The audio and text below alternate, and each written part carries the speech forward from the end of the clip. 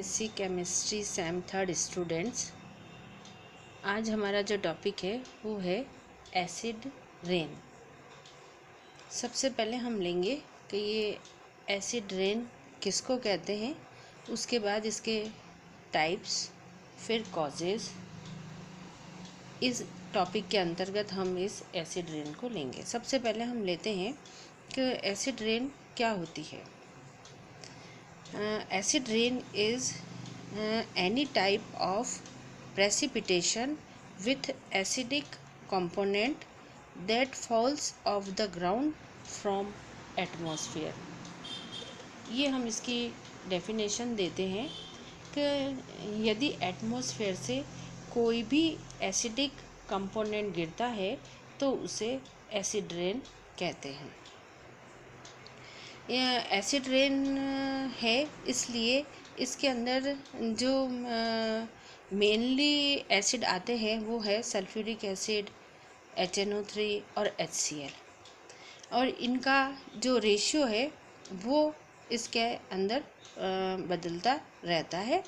पर जो एसिड होते हैं वो ये तीनों मिल के एसिड रेन को बनाते हैं। और इसकी जो पीएच होती है इस वाटर की, वो पीएच एसिडिक साइड में, या हम कहें कि उसकी पीएच 6 से कम होती है।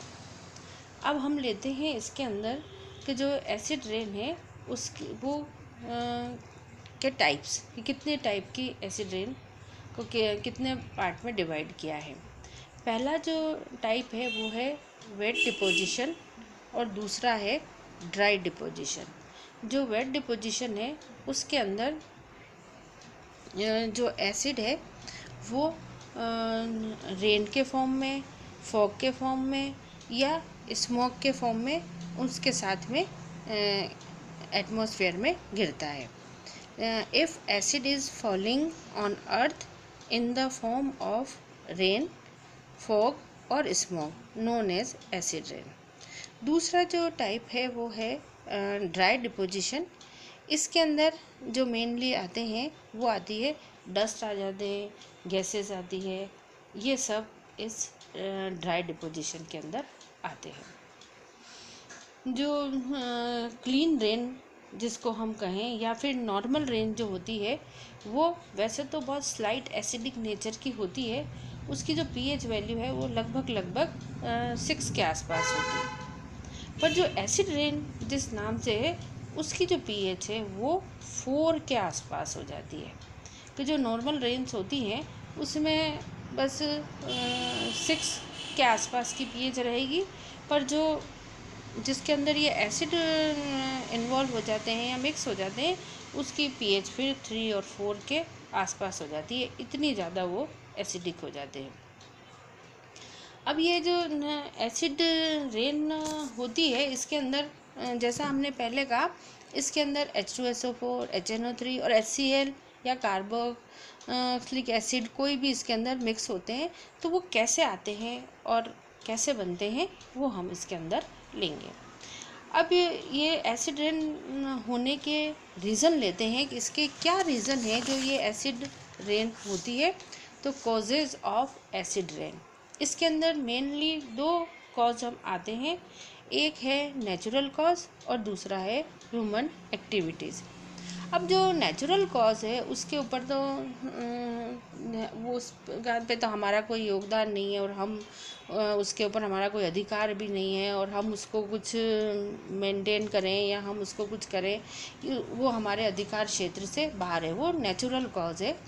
उसके अंदर आता है पहला रोटिंग ऑफ प्लांट्स एंड ट्रीज़ और दूसरा इरप्शन ऑफ वोल्केनो।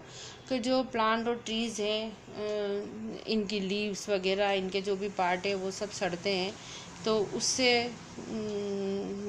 वो एसिड रेन होती है, या वो एसिड रेन के या जो वाटर है उसको एसिडिक करता है। ये सब नेचुरल कॉज है। दूसरा जो वोल्केनो फटती हैं वो भी नेचुरल कॉज है।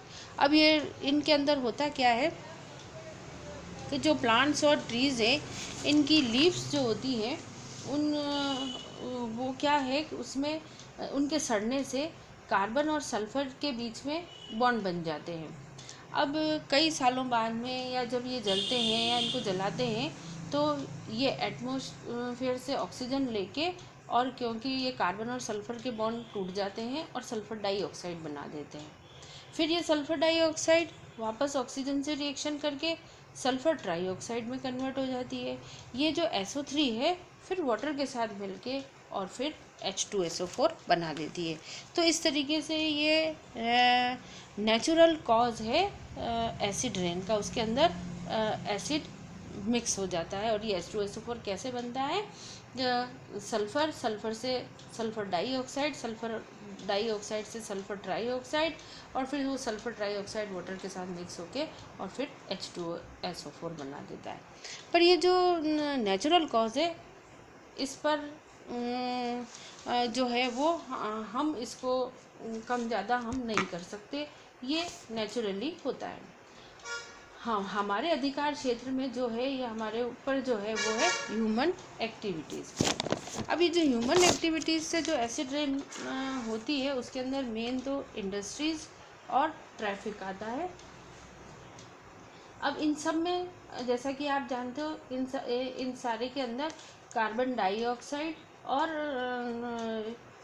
नाइट्रिक ऑक्साइड और सल्फ़र डाइऑक्साइड ये जो है ये गैसें इसके अंदर निकलती हैं। जो कार्बन डाइऑक्साइड है उससे कार्बोनिक एसिड बन जाता है, जो नाइट्रिक ऑक्साइड है उससे नाइट्रिक एसिड बन जाता है, और जो सल्फ़र डाइऑक्साइड है उससे सल्फ्यूरिक एसिड फॉर्म होता है। तो ये ह्यूमन एक्टिविटीज़ के से जो एसिड रेन प्रोड्यूस होती है उसको हम कंट्रोल कर सकते हैं। ये इसके कई सारे रीज़न हैं। इंडस्ट्री और ट्रैफिक इन सब के अंदर हम कोई फ़िल्टर लगाएं और उस फिल्ट्रेशन से इसको हम कम ज़्यादा तो कम कर सकते हैं। तो ह्यूमन एक्टिविटीज़ से जितनी भी ये गैसेस निकलती हैं वो सब गैसें फिर HNO3 कार्बोनिक एसिड और H2SO4 वाटर के साथ मिलके और ये बना देती हैं, और उससे फिर जो वाटर है या एसिड रेन है उसका pH चेंज हो जाता है और उससे वो एसिडिक हो जाती है। इसके बाद में जो नेक्स्ट इसमें हम लेते हैं वो है adverse effect of acid rain. वैसे भी इस एसिड रेन के सारे ही एडवर्स इफ़ेक्ट ही होते हैं, ये हमारे लिए बहुत हार्मफुल होती हैं।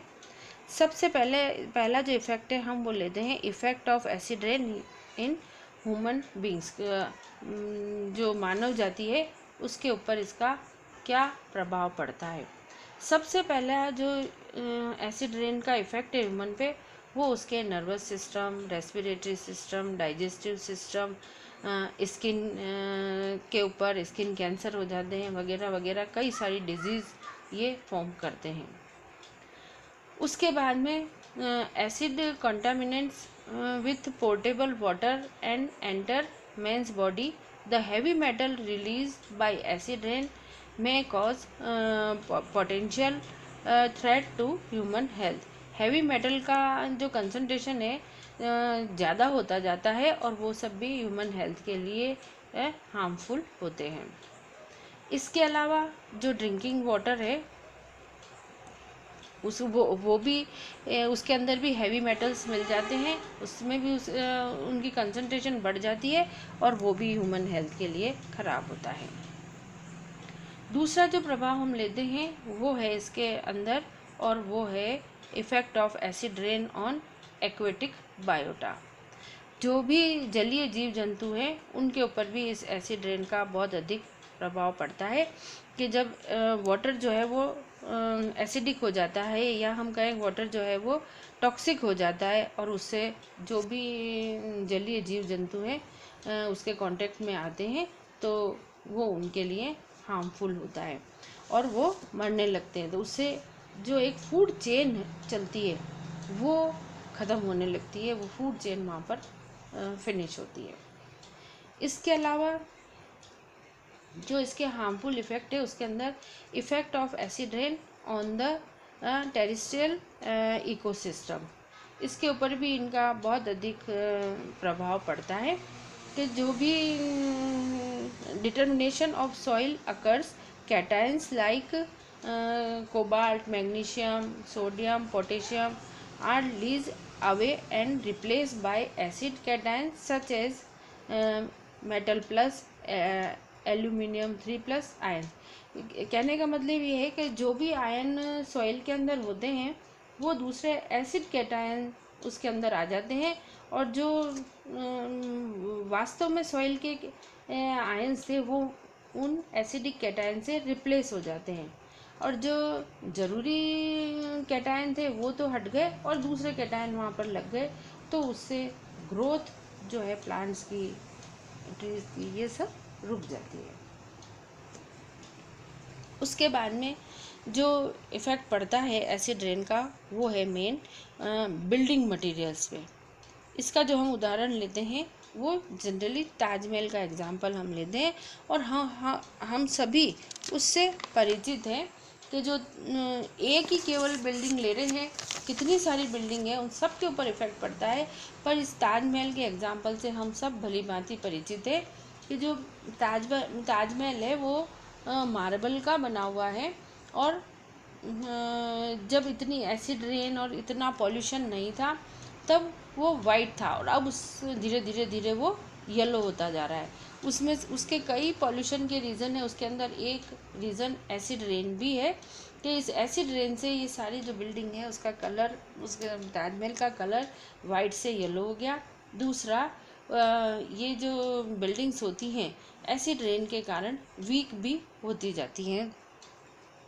इसके अंदर एक्चुअल में होता क्या है कि जो एसिड रेन होती है उस एसिड रेन से इसकी जो बिल्डिंग्स है उनके अंदर दरारें भी आ जाती हैं। क्यों? क्योंकि जो कैल्शियम कार्बोनेट है वो एसिड से रिएक्शन करके और वो कैल्शियम सल्फेट बना देता है। जो मेन जो कंटेंट था वो था कैल्शियम कार्बोनेट, पर एसिड रेन के H2SO4 से वो रिएक्ट करता है, और फिर जो दूसरा उसका जो प्रोडक्ट है कैल्शियम कार्बोनेट कन्वर्ट हो जाता है कैल्शियम सल्फेट के अंदर, और उस तरीके उससे उस जो बिल्डिंग है उसके अंदर दरारें वगैरह ये सब आने लग जाती है। तो ये सब भी उस एसिड रेन का हार्मफुल इफ़ेक्ट उसके ऊपर पड़ता है। और इसके अलावा यही चीज़ जो ब्रिजेज़ हैं उनके ऊपर भी इसका इफ़ेक्ट पड़ता है, वो भी सब धीरे धीरे वीक हो जाते हैं। तो इसका एसिड रेन का डायरेक्ट और इनडायरेक्ट सभी तरीके से इफ़ेक्ट पड़ता है एटमॉस्फेयर के अंदर। Thank you.